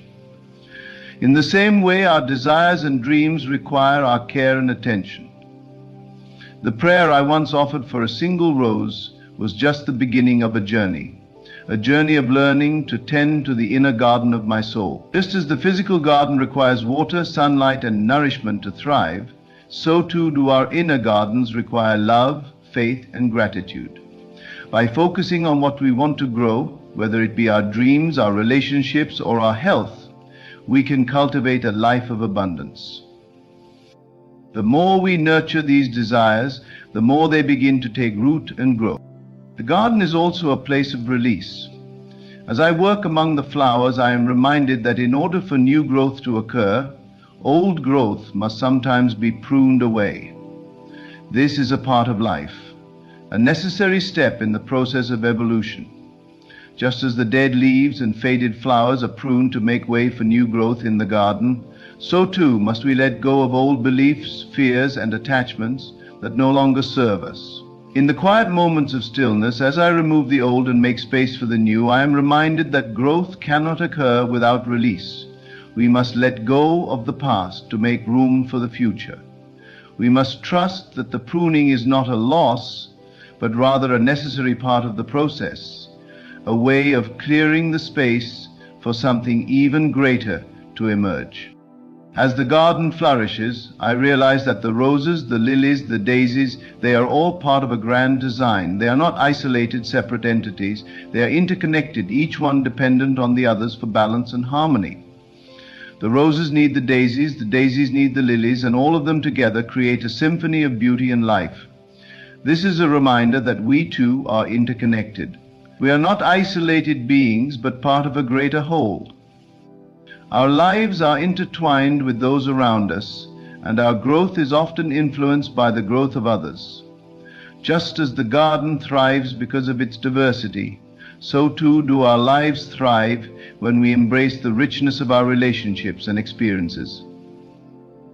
It is in our interconnectedness that we find the true beauty of life. The garden, like life itself, is not static. It is always evolving, always changing, always expanding. New flowers are always blooming, new opportunities are always presenting themselves, and new lessons are always being learned. Just as the garden has its seasons, so too do our lives. There are seasons of growth, seasons of harvest, and seasons of rest. We cannot force the seasons to change, but we can trust that each one has its purpose. The garden teaches us to embrace each season with grace and patience, knowing that every moment is part of a greater cycle, a cycle that leads to ever-expanding growth and beauty. As I stand in the midst of this abundant garden, I am reminded of the incredible power of faith and trust. When I prayed for that single rose, I could not have known what was truly in store for me. But God in His wisdom knew exactly what I needed. He knew that the rose was not the end of my journey, but the beginning of something far greater. The garden that has bloomed in my life is a reflection of the abundance that is available to each of us when we trust in the process and believe in the power of our own creative potential. God did not give me just a rose. He gave me a garden of infinite possibilities, waiting for me to step into it fully. The key to receiving the fullness of this garden is to remain open, to trust in the divine timing, and to surrender to the flow of life. The garden does not bloom overnight, and neither do our desires, but when we remain faithful, when we trust in the unseen forces that are at work, we begin to see the fruits of our labor. Just as the flowers grow in their own time, so too will our dreams and desires manifest in their own perfect time. The garden teaches us that everything is in divine order, that nothing is wasted, and that every moment is a precious part of the unfolding of our lives. What I had once thought was a simple prayer for a rose has transformed into a lifelong journey of discovery, growth, and abundance. The garden is a reflection of the divine order that governs all of life. It is a testament to the power of faith, patience, and trust. The roses, the lilies, the daisies, they are all expressions of life, beauty, and love, just as we are. When we trust in the process, when we believe in the unseen, and when we surrender to the flow of life, we open ourselves to receive the fullness of the garden that is waiting for us. And so I stand in awe of the garden before me. I look at the roses that have bloomed, the lilies that stretch toward the sky, and the daisies that dance in the wind. Each flower is a testament to the power of creation, a reminder that our desires are always being answered in ways we may not understand. I prayed for a rose, but God gave me a garden that will continue to grow and evolve just as I will. And in this garden, I find not just beauty, but peace, not just abundance, but purpose. It is a garden of infinite possibilities, and it is mine to tend, to nurture, and to enjoy. As I stand among the flowers, I realize that every petal, every leaf, and every branch tells a story. The story is not just about the garden itself, but about the forces at play beneath the surface, forces that we often cannot see with our physical eyes, but can feel deeply within. There is a flow to life, a divine current that runs through everything. This flow guides the seed into the soil, the bud into bloom, and the flower into full expression. The same flow exists within us, directing us toward the highest versions of ourselves. Sometimes we resist this flow because we are too focused on what we believe we want or need. But when we surrender to it, when we trust that the garden is unfolding just as it should, we begin to see the greater beauty of the process. It is often said that the journey is just as important as the destination, and in the case of the garden, I have come to see that this is true. The rose I asked for was just the beginning, a single point of focus in the vast expanse of possibilities. When I asked for the rose, I had a limited understanding of what I truly desired. I thought I needed that specific flower to bring me happiness, to fulfill a sense of longing within me. But the truth is, what I wanted was not just the rose, but the feelings that the rose represented. I wanted beauty, I wanted peace, I wanted love, and the rose was simply a symbol of those desires. But what I learned in the process of receiving the garden is that beauty, peace, and love are not confined to a single flower or a specific moment. They are the very essence of life itself, constantly unfolding in ways we often cannot predict. In asking for the rose, I was asking for something specific, but God in His wisdom understood that what I truly sought was not a singular object or experience. What I truly sought was an abundance, a fullness of life that could only come when I let go of my attachment to the specific form and allowed the divine to give me something greater. In the garden, I witnessed the miracle of abundance every day. The roses bloom, yes, but so do the daisies, the lilies, the sunflowers, and every other flower that finds its place in the soil. Each one has its unique beauty, its own timing, and its own space to grow. And yet they all contribute to the greater harmony of the garden. This is how life works too. We are all unique individuals, each with our own desires, dreams, and paths. But when we release the need to control how these desires will manifest, when we allow ourselves to trust in the divine intelligence that governs all things, we find that everything we need is already in place. It may not appear as we expected, but it will be more than we could have ever imagined. When we are attached to a specific outcome, we limit the possibilities that can come our way. The mind tends to get fixated on what it thinks is best, often overlooking the many ways that life can surprise and delight us. We ask for a rose, believing that this particular flower will bring us the happiness we seek. But what we don't see is that God, in His infinite creativity, has already prepared a garden that will bring us not only the rose, but so much more. The garden is a representation of life's abundance, the richness that comes when we stop trying to dictate the terms of our experience and simply allow ourselves to be open to receiving what is best for us. I've learned that the roses I once asked for were not just flowers. They were an invitation to a deeper understanding of who I am becoming, and the infinite possibilities available to me. When we ask for something specific, we are often doing so from a place of limited understanding. We believe that this one thing will bring us the fulfillment we crave, but the truth is that life has a much bigger plan in store for us. But what I prayed for and what I was given is not just the fulfillment of a single desire, but the opening of a door to something much grander. The garden before me represents the boundless potential that exists in every moment, in every breath. As the garden grows, so too does my understanding of myself. Every time I observe the flowers, I am reminded of the endless potential within each of us. Each flower begins as a seed, hidden beneath the soil, seemingly insignificant, and yet it carries within it the blueprint of its full expression. And in the same way, each of us carries within us the blueprint of our greatest potential. We are not born as finished products, we are born as seeds filled with infinite possibility. The garden teaches me that our potential is already within us, waiting for the right conditions to bloom. We do not need to seek our fulfillment outside of ourselves. It is already planted within us, waiting for us to cultivate it. It is said that the garden reflects the state of the soul. If the garden is well tended, if the soil is rich and nourished, the flowers will bloom in their full glory. Likewise, if our inner world is healthy, abundant, and clear, our outer world will reflect that abundance. The key to creating a life filled with beauty and fulfillment lies not in our circumstances, but in the way we nurture our inner garden. Just as a flower needs the right conditions to grow, sunlight, water and rich soil, so too do our desires need the right inner conditions to manifest. When we tend to our minds, hearts, and souls with love, gratitude, and faith, we create the environment for our dreams to grow. As I tend to my own inner garden, I am reminded that the growth process is not always smooth.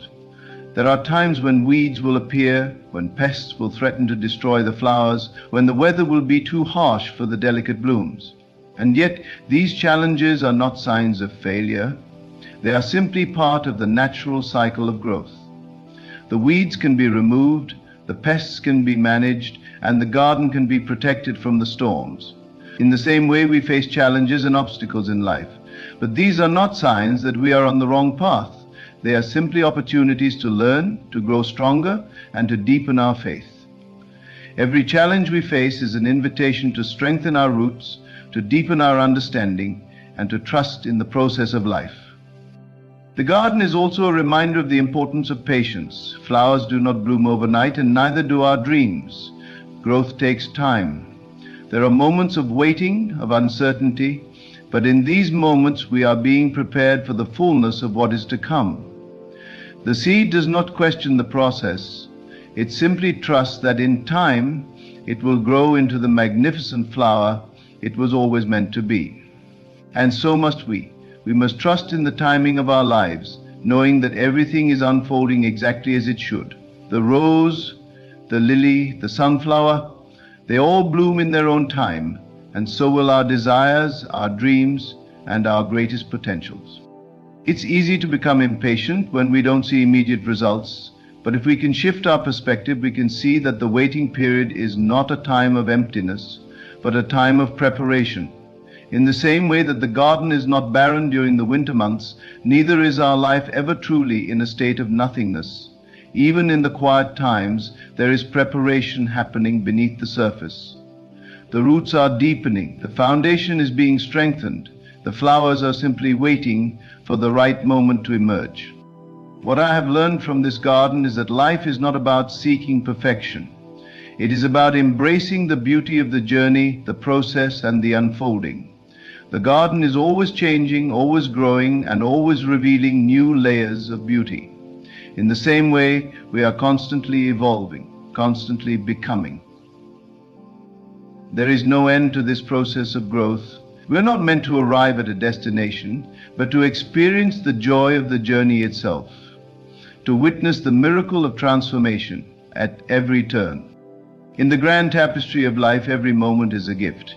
Every season, every challenge, every blessing is part of the divine unfolding.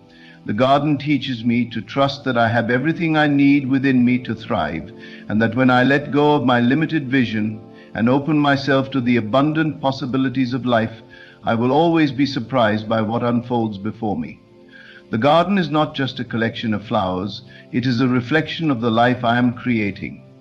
It is a reminder that when we trust in the divine process, when we surrender to the flow of life, we are given more than we could ever have imagined. What I prayed for was a rose, but what I received is a garden. A garden that continues to grow, evolve, and bring me gifts beyond my wildest dreams. As I stand in the midst of this garden, I realize that the true gift is not the flowers themselves, but the realization that everything I need has already been provided for me. The rose I asked for was just a glimpse into the abundant life that awaited me. The garden, in all its diversity and beauty, symbolizes the fullness of life that flows through each of us, waiting to be embraced. It is not about holding on tightly to a single desire or outcome, but about trusting that the universe, in its infinite wisdom, will give us exactly what we need, often in ways we never could have imagined. The garden is a living testament to the power of surrender, patience, and faith. Just as the flowers grow in their own time, so too do our dreams and desires unfold when we allow them the space to bloom naturally. Every season, every challenge, every moment of waiting is a part of the divine process that leads us to greater fulfillment and joy. When we open our hearts and minds to the abundant possibilities of life, we begin to see that the garden we've been given is more than we ever thought we needed. In the end, the garden is not just about the beauty of the flowers, but about the beauty of the journey itself. It is about trusting the process, letting go of expectations, and allowing life to unfold in its own perfect timing. And as we do, we discover that the garden we once prayed for is only the beginning of a life filled with endless possibilities, waiting for us to step into its abundant flow. What I am about to share with you is the very key to unlocking the infinite potential that resides within you. Let us begin by understanding what true visualization really is. Many of you may think of visualization as simply picturing something in your mind. But I tell you now, effective visualization goes far beyond mere mental imagery. It is a complete sensory and emotional experience that engages your entire being. When you visualize in the way I am about to describe, you are not merely creating pictures in your mind. You are entering into an experience so real, so vivid, that to your subconscious mind, it is happening here and now. And it is this conviction, this feeling of reality, that causes the outer world to shift and reshape itself to match your inner experience. The first key to this powerful form of visualization is to engage all your senses. As you create your desired scene in your mind, see it with crystal clarity. Notice the colors, the shapes, the details. But don't stop there. What sounds are present in this scene? Perhaps it's the sound of applause as you achieve your goal, or the gentle lapping of waves on a beach as you enjoy your dream vacation. Hear these sounds as if they were actually reaching your ears. Now feel the textures and sensations associated with your vision. If you're imagining career success, feel the weight of the pen as you sign an important contract. If it's a new home you desire, feel the smooth coolness of the doorknob as you open the front door. Engage your sense of smell. What aromas are present in your scene? The fresh scent of newly mown grass in your backyard. The rich aroma of success in your new office. And if applicable, bring in the sense of taste. If your vision includes a celebration, taste the champagne. If it's a healthy body you desire, taste the crisp, clean flavor of pure water hydrating your system. As you engage all these senses, you are creating a multi-dimensional experience in your mind. This richness of detail convinces your subconscious mind of the reality of your vision. Remember, your subconscious does not distinguish between what is vividly imagined and what is physically experienced. By creating this complete sensory experience, you are impressing upon your subconscious mind the reality of your idea. But there is one more crucial element that truly brings your visualization to life and causes reality to shift instantly. That element, my dear friends, is feeling. The feeling of your wish fulfilled is the secret that breathes life into your vision and propels it into physical manifestation. As you visualize, you must feel the emotions you would feel if your desire were already realized. If it's financial abundance you seek, feel the security, the freedom, the joy that comes with wealth.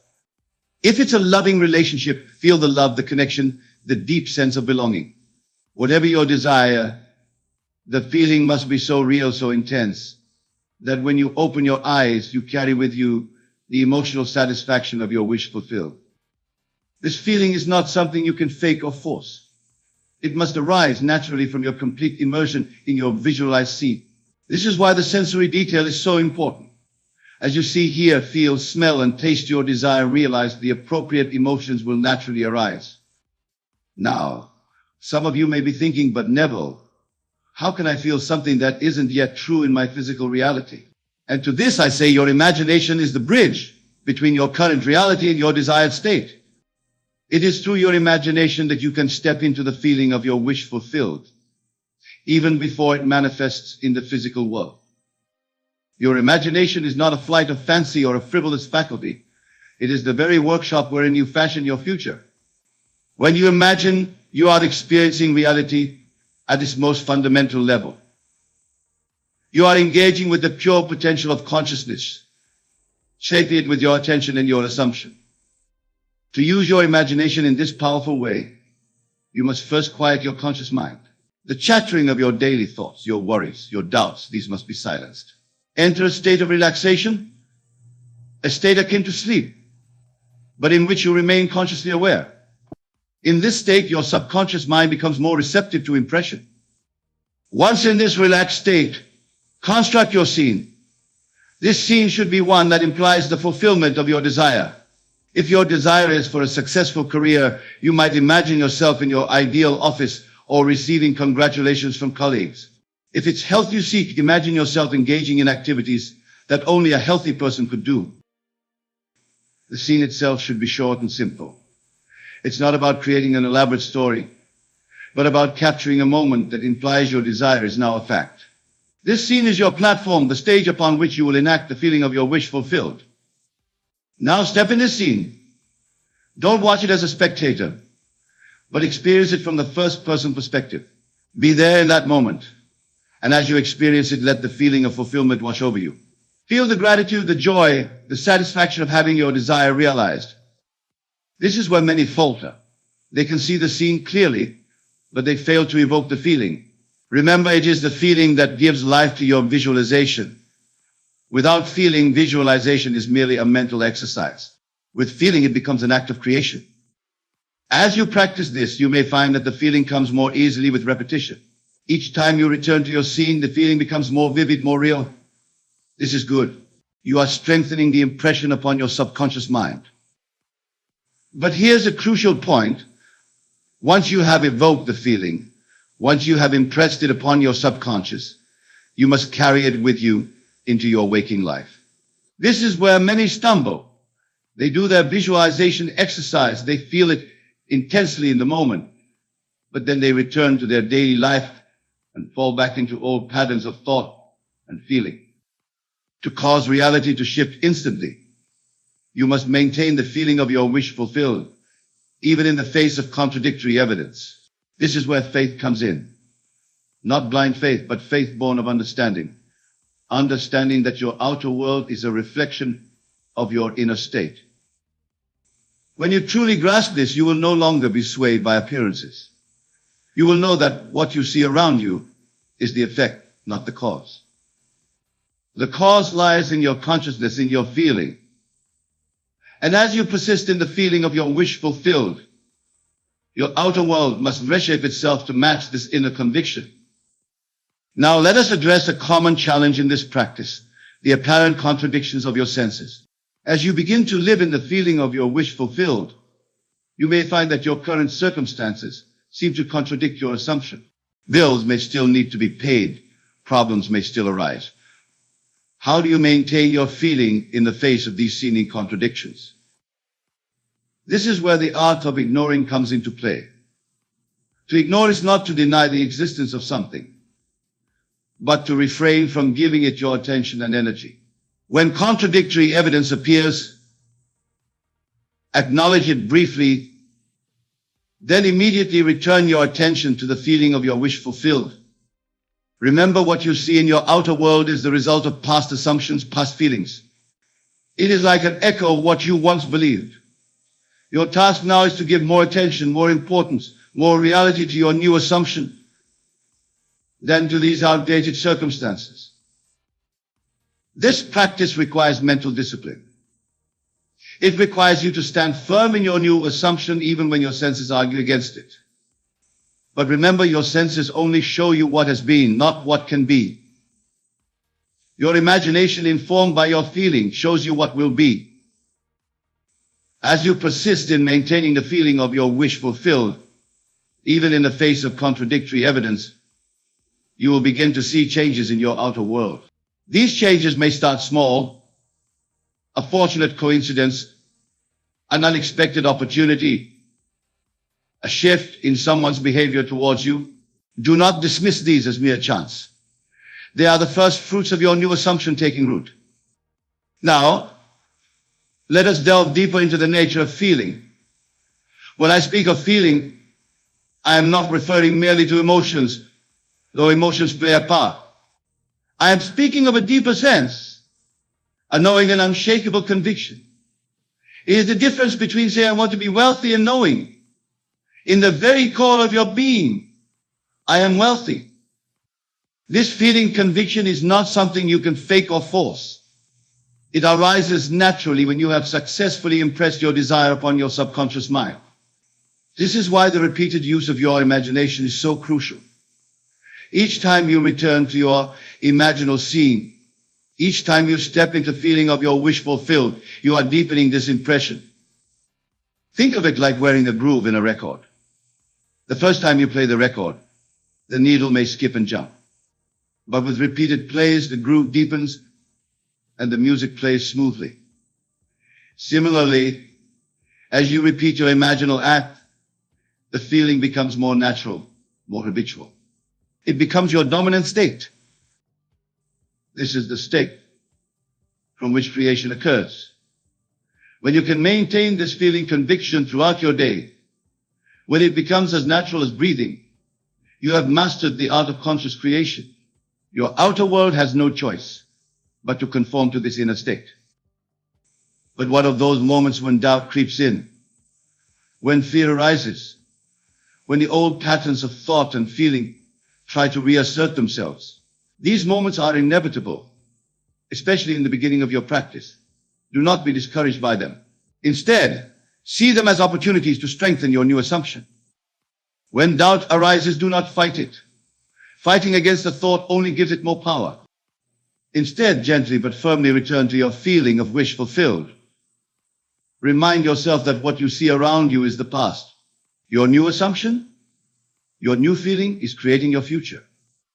This brings us to another crucial aspect of visualization that causes reality to shift instantly. The concept of living in the end. Living in the end means assuming the feeling of your wish fulfilled in your day-to-day life. It's not enough to visualize for a few minutes each day and then return to your old patterns of thought and feeling. You must carry the feeling of your wish fulfilled with you throughout your day. This doesn't mean you deny your current circumstances. Rather, you acknowledge them briefly, then immediately return to the feeling of your desire fulfilled. You live from the assumption that what you desire is already yours. For example, if your desire is for financial abundance, you would feel the security, freedom, and joy of wealth as you go about your day. When you make purchases, you would feel the ease and confidence of someone who has more than enough. When you interact with others, you would carry yourself with the assurance of a wealthy person. Living in the end requires a shift in your entire way of being. It's not about pretending or play acting.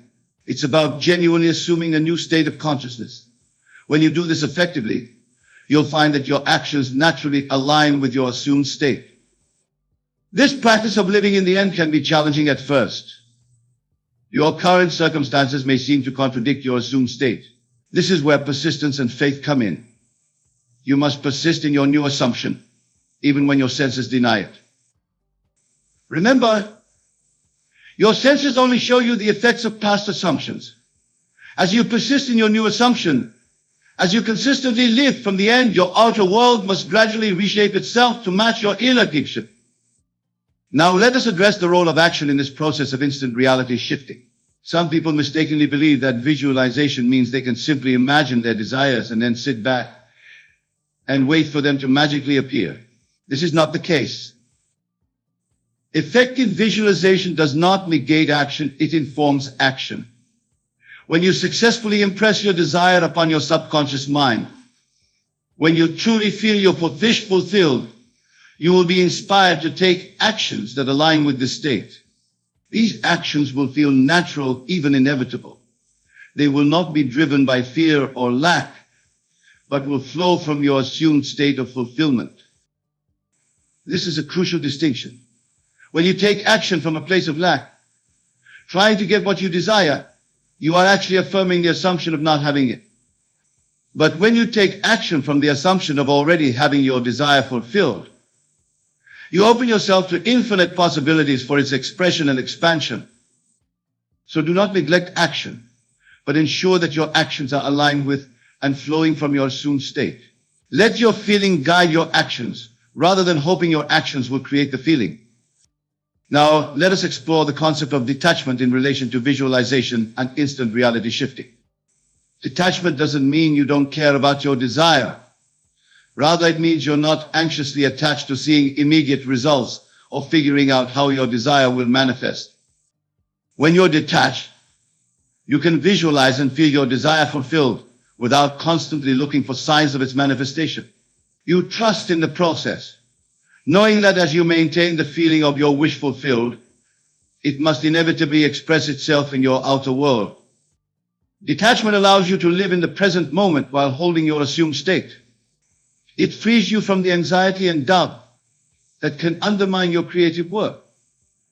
It allows you to enjoy the journey of manifestation rather than being solely focused on the destination. Practice detachment by reminding yourself that your imaginal act, imbued with feeling, is the reality. What you see in the outer world is just a shadow, a reflection of past assumptions.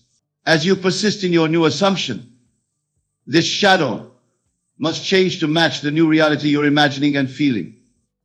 As we near the conclusion of our exploration, let us reflect on the ultimate purpose of this practice. The power of visualization, the cultivation of feeling, the art of living in the end. These are not merely techniques for acquiring material possessions or achieving worldly success. While they can certainly be used for these purposes, their true power lies in the transformation of consciousness they facilitate. As you master the art of visualization and feeling your wish fulfilled, you are essentially recreating yourself. You are stepping into a new concept of self, a new understanding of your relationship to the world around you. This practice reveals to you your true nature as a creative being. It shows you that you are not a victim of circumstances, but the author of your life story. It demonstrates that the power to shape your reality lies within you, in your capacity to imagine and to feel. Moreover, as you persist in this practice, you may find that your desires themselves begin to change. As you experience the fulfillment of your initial desires, as you grow in your understanding of your creative power, you may find yourself drawn to higher aspirations. You may feel called to use your creative ability not just for personal gain, but for the betterment of all. This is the true gift of mastering the art of visualization and instant reality shifting, the ability to shape not just your individual life, but to contribute to the shaping of the world around you. For as you change your own consciousness, you inevitably affect the collective consciousness of humanity. In closing, my dear friends, remember this: once you visualize like this, imbuing your mental images with vivid sensory detail and intense feeling, reality shifts instantly. Your ability to feel the reality of your desire, to live from the state of your wish fulfilled, is the key to unlocking the infinite potential that resides within you. Go forth from here with this knowledge. Apply these principles in your daily life. Be aware of your visualizations and the feelings they evoke, for they are shaping your reality in every moment. Use your imagination consciously and deliberately to create scenes that imply the fulfillment of your desires. Visualize with all the power of your senses, but above all, feel the reality of your wish fulfilled. And remember, persistence is key. The world you see around you is the result of habitual visualizations and feelings. As you persist in your new visualization, as you consistently live from the state of your wish fulfilled, your world must reshape itself to match this new inner conviction. You have within you the power to create the life you desire. You are limited only by your ability to visualize and to feel the reality of your wishes fulfilled. Embrace this truth. Live from this understanding. And watch as your world transforms around you, reflecting the newfound mastery of your creative consciousness. Thank you. And may your journey of conscious creation through powerful visualization be filled with joy, wonder, and the thrill of manifesting your deepest desires.